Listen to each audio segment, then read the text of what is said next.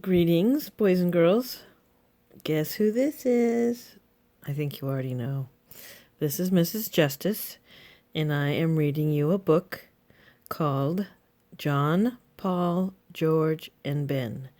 And it's by one of my favorite authors, Lane Smith. He is a very interesting author. I really enjoy him. Oh, this is another one of the California Young Reader Medal nominees. It actually doesn't say what year this one was. Oh, it does. 2010 to 2011. And it's one of the books for the older readers. John, Paul, George, and Ben by Lane Smith. Once there were 4 lads. John, Paul, George, and Ben. Oh, there's an asterisk. We always know that when there's an asterisk, that means there's a little bit of a change. Make that 5 lads. There was also independent Tom, always off doing his own thing.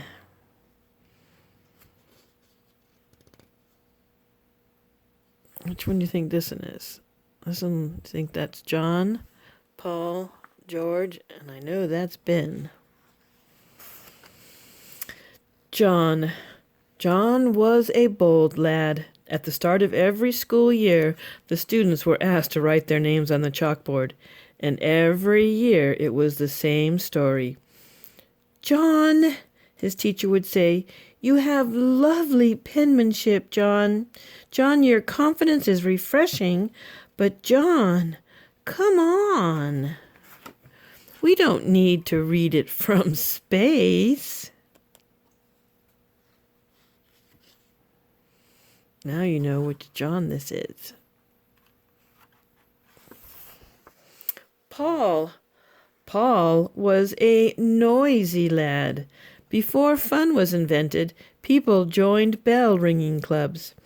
As a member at Boston's Old North Church, Paul spent hours practicing in the belfry tower. Over time, that bell ringing took a toll on young Paul. All day his head was filled with loud bings and bongs. He had to practically scream just to hear himself talk. Now that's fine around the belfry, but not at work.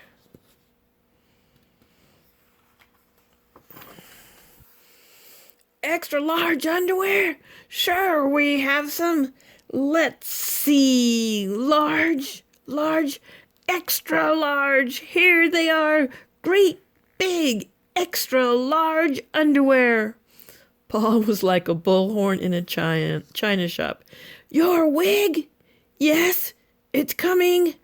And your polka dot shirts are coming. And the pink breeches are coming. It took many years and a midnight ride for people to finally appreciate his special talent. You guys know what this says. It says, the redcoats are coming.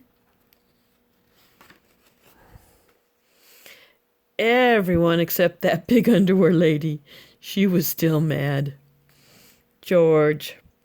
George was an honest lad. One day he took his shiny new hatchet and chopped down his family's cherry tree.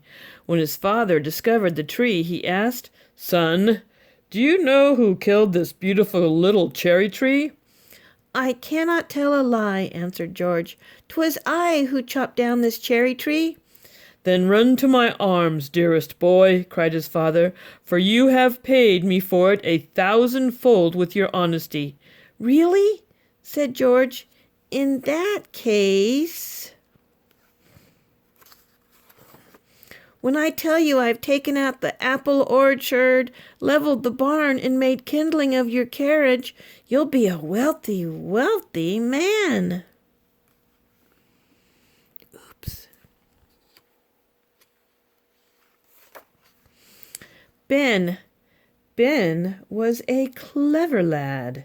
Not only did he have a saying for every situation, he generously shared them with anyone, anywhere, at any time. Fish and visitors stink after 3 days. He considered it his duty to provide frequent free advice. The sleeping fox catches no poultry. Those who in quarrels interpose must often wipe a bloody nose. If your head is wax, don't walk in the sun. 3 can keep a secret if 2 of them are dead. The townsfolk were so taken by his generosity, they came up with a saying especially for Ben. What do you think it's going to be? Please shut your big yap.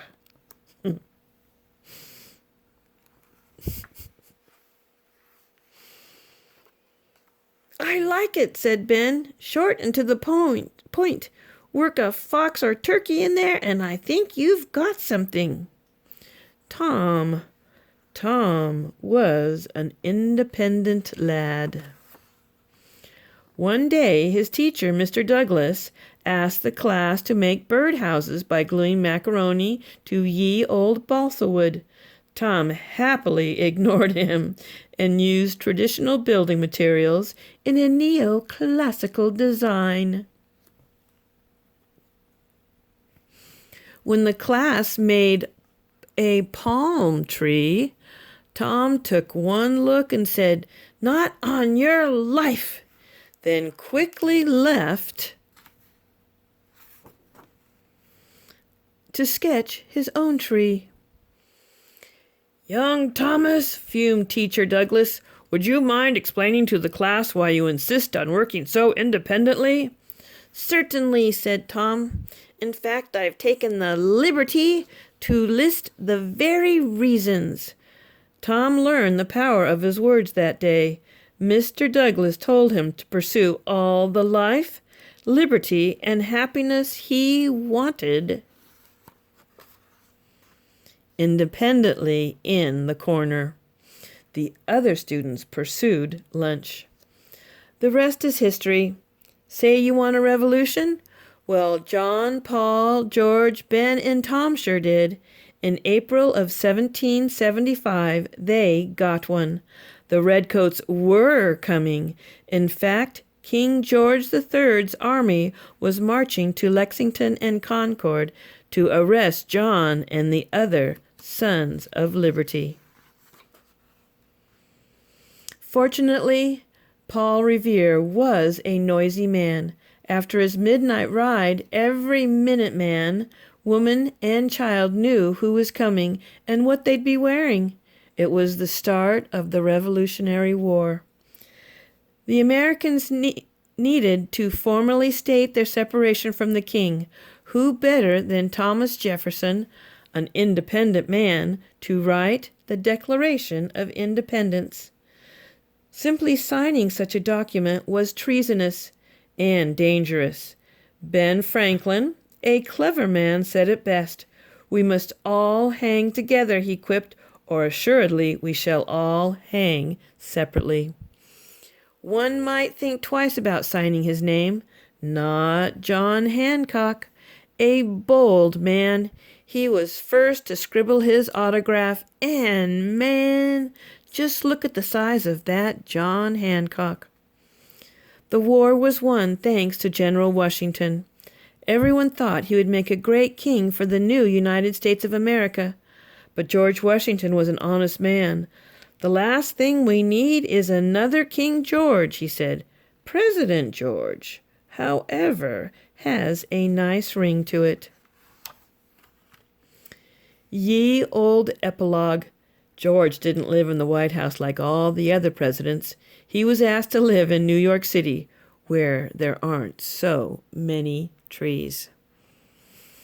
Now, I'm not going to tell you these now, but I am going to try and show them to you, because these are very interesting little bits of information. because it's talking liberties, wherein we set the record straight with ye old true or false section. So if you can take the time to look at these, and it will tell you some facts. So do you think his signature was always the biggest in the chalkboard? No. Large classroom chalkboards weren't invented until a few years later. So it was true that George was the only president to serve his full term in New York, not in the White House. Every kid should enjoy life, liberty, and the pursuit of happiness. This is true also as long as your teacher says it's okay.